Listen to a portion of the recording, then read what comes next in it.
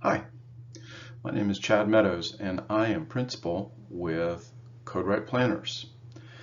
We've been working with the Town of Laurel Park on a new Unified Development Ordinance. This is a video introduction to the new draft UDO. Before we get started on the details of the UDO, let me give you some basics. What is a Unified Development Ordinance? Well, a Unified Development Ordinance, or UDO, is a document that sets down the town's rules for how land can be developed. The UDO controls a variety of things, like land uses. For example, residential development, commercial development, industrial development. The UDO controls where these kinds of uses might be allowed. This is a copy of the town's zoning map. Some districts allow some uses, other districts allow other uses. Finally, the UDO controls how individual land use types are configured through dimensional requirements, other site configurations like landscaping, parking, etc. So what's the UDO based on? So the UDO is really the town's primary tool for implementing the town's land use policies. Documents like the Highway 64 Corridor Study, the Parks and Greenway Comprehensive Plan, or the town's comprehensive plan, which was adopted back in 2016. These documents set down the town's vision for its future, and the UDO implements these documents. So why is the town updating its UDO now? Well, Henderson County's been experiencing a lot of growth lately. There's pending Highway 64 corridor changes. It's time to implement the Parks and Greenways plan. It's necessary to comply with some changes in state law. Obviously, it's always important to protect the town's character and environment, and then finally ensuring that the town's development rules are predictable for applicants. These are the reasons why the town has chosen to embark on this process now. Where are we in the process? Well, the Laurel Park Planning Board will consider the draft UDO document at its meeting on Tuesday, May 11th at 3 o'clock via Zoom. Town Council will consider the draft UDO in June of this year. So how can I find out more about the project? You might be wondering how to do that. One way is to finish watching this video. I'll spend a little bit of time talking about some more of the details in the document. You can download the draft UDO at the town's website, www.laurelpark.org, or feel free to contact Town Hall, 828-693-4840. They're happy to answer any questions you have.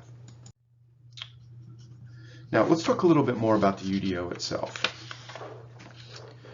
Some of the goals for the project were clear language, intuitive structure, inclusion of illustrations, making the document easy to use, easy to find your way around, and making sure that it's comprehensive. These are the goals that led us through the process. Now, the UDO chapter structure, it's comprised of 10 chapters. I'll talk about each one of these, or at least I'll highlight some of the key points inside the chapters of the document. Starting with chapter 1, administration.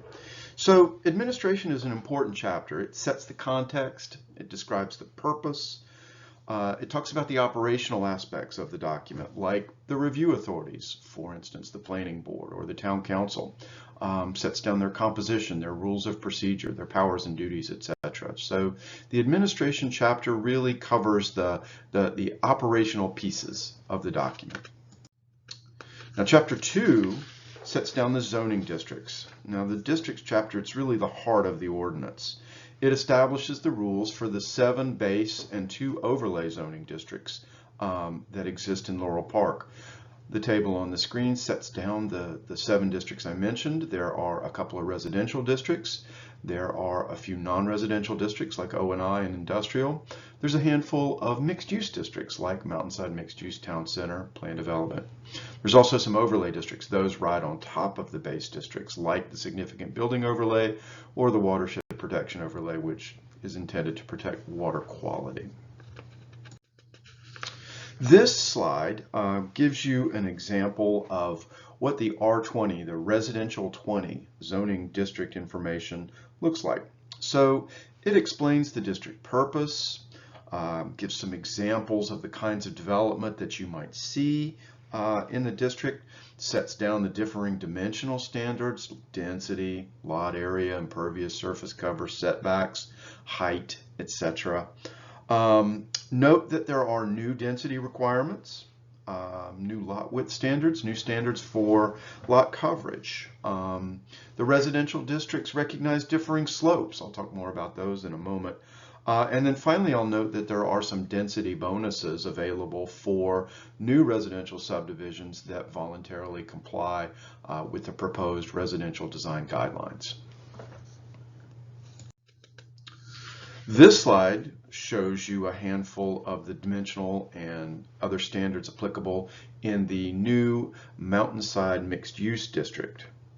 So this area is really, it's not been zoned yet. It is anticipated that this zoning district would be applied in the general area around Ecusta Trail to the north and south sides of Highway 64. It has the same kinds of information as the residential zoning district, sort of lot size, dimensional requirements, and so forth. But it also provides a little bit more detail in terms of how development's laid out and some additional design standards and so forth that apply within the district. Now, there's numerous non-residential districts, not just Mountainside Mixed Use. There's also, I mentioned, a new O&I district, a light industrial district, a town center district, and then ultimately a planned development district. These districts allow the town to accommodate a wider variety of uses that are more consistent with the comprehensive plan, particularly the ability to accommodate mixed uses where you might have residential and non-residential use types on the same lot. Chapter 3, the environmental chapter, addresses a lot of important environmental protection standards. For example, there are new requirements for lots on steep and very steep slopes. So a lot with a steep slope is one that has a slope that ranges between 15 and 25%. A lot with a very steep slope is one that has a slope exceeding 25%. So there are minimum lot sizes that differ based on your slope. The steeper the slope, the larger the lot size. The minimum lot coverage decreases for steep and very steep slope lots. And then finally, the required setbacks also increase with the amount of slope on the lot. So steeper the slope, larger the setback. There are also some new tree protection requirements, and this chapter carries forward the current stormwater provisions. Let's talk a little bit about the tree protection standards. So tree protection standards are really intended to make sure that existing tree cover remains in place after development, or new tree cover is established after the development process is completed. This portion of Chapter 3 has some standards that require a delay in the review process. If an applicant clear cuts or removes the majority of trees on their site before they bring a development application, there's a delay in the review process while the trees grow back. There's also requirements that an applicant either retain existing tree cover or plant new trees as part of the development process. The images on your screen show a hypothetical development site before the development has commenced. Let's just say, for the sake of argument, there's 80% of this site area is under tree cover. You see the trees, and the area beneath the canopy of the individual trees is the portion of the site that's under the canopy.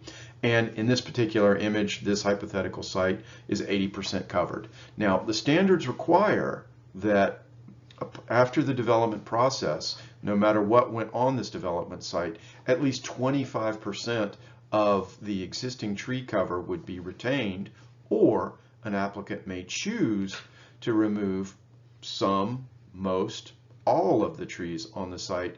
But if they do that, there's a requirement that they plant back new trees at a rate necessary to result in 25% of the lot area being underneath tree canopy cover when those trees mature.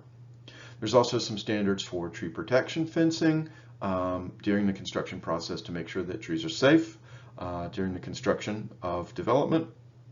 and some violation provisions in cases when trees are accidentally or willfully removed as part of the development process.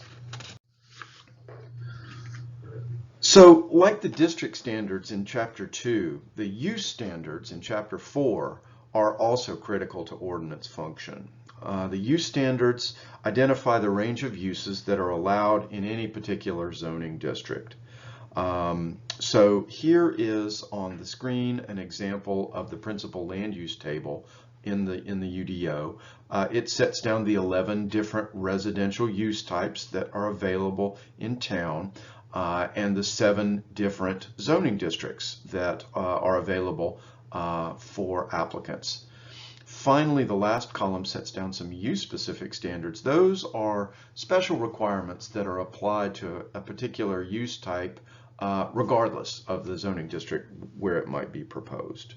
So one of the things that's very important to remember is that in Laurel Park there are principal uses of land in like the 11 residential use types shown on the screen, but there's also accessory uses. Each one of these individual principal uses might have an accessory associated with it. For example, single-family detached home is a principal use. A detached garage structure or a shed on the same lot is an example of an accessory use.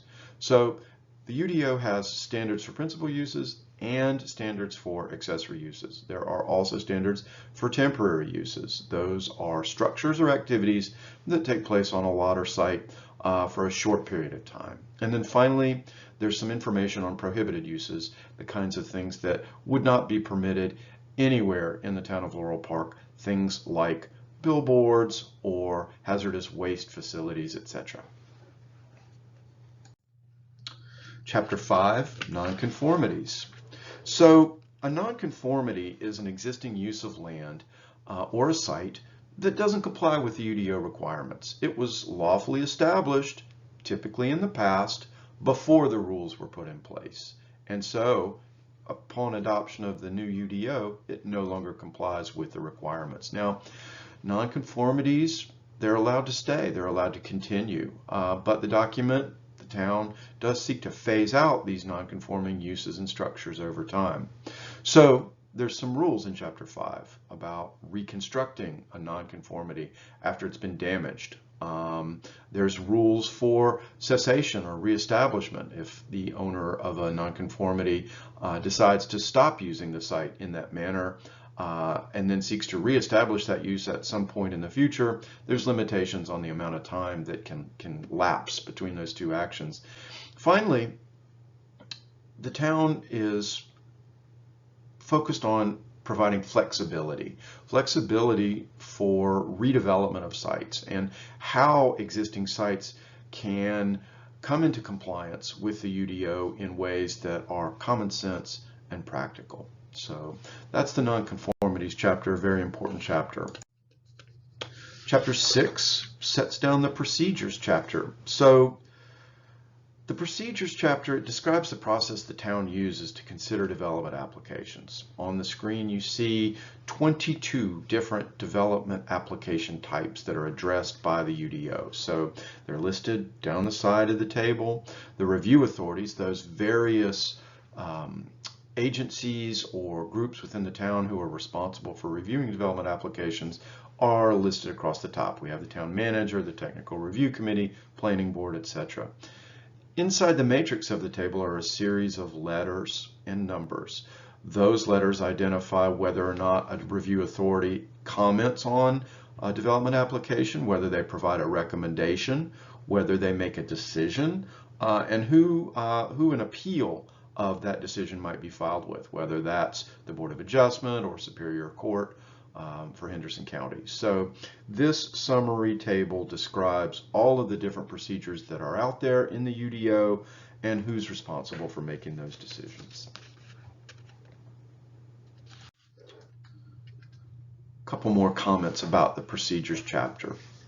So we've really tried to focus on clarity and predictability for applicants, for adjacent neighbors, for town officials. And so in order to do that, we've standardized the procedural language, We use a common set of review procedures that are the same for each type of application that comes through the process.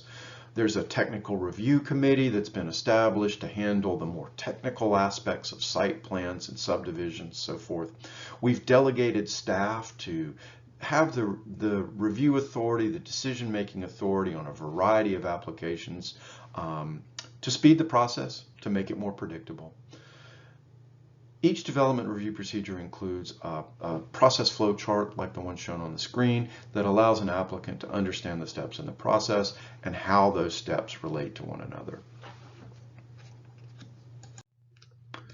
Chapter 7 is the standards chapter. Now this describes the basic requirements for how buildings and sites must be configured. So there's a variety of really important elements included in Chapter 7. Items like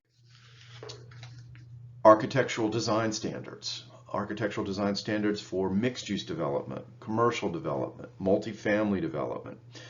Each of those individual types of standards focuses on the key elements of building design, and each section is heavily illustrated with examples of what's being discussed and how standards can be complied with or should not be complied with. So do this, don't do this. We also include a set of single-family residential design guidelines. These are voluntary in nature, and they give folks who are developing new residential subdivisions some more guidance about how to develop a subdivision in Laurel Park, one that functions well, one that creates beautiful structures, one that does not impact the environment in a negative way. So these residential design guidelines set down some voluntary provisions for folks to follow when they're doing a residential subdivision. There are also exterior lighting standards. Now, the exterior lighting standards are designed to do two things. They're designed to limit light trespass from other sites onto a residential property. They're also designed to prevent glare from lights on a residential or a commercial site that might shine in the eyes of pedestrians, bicyclists, folks operating a vehicle on the street. So health, safety, welfare, that's what the exterior lighting standards are all about. There are standards for fences and walls. The fence and wall standards address things like allowable fence heights, where fences can locate, and their appearance from off-site views. There's 5 kinds of landscaping standards in the draft UDO. There are provisions for parking lot landscaping that address shading and screening of headlights. There are perimeter buffer standards that are applied when lots in 2 different zoning districts abut one another. There's streetscape landscaping requirements, or what kinds of vegetation is required along the edge of a street based on the kind of development that you're proposing. There are site landscaping standards, or provisions about screening and giving some foundation plantings to buildings, just to make sure that they fit within the context and character of Laurel Park.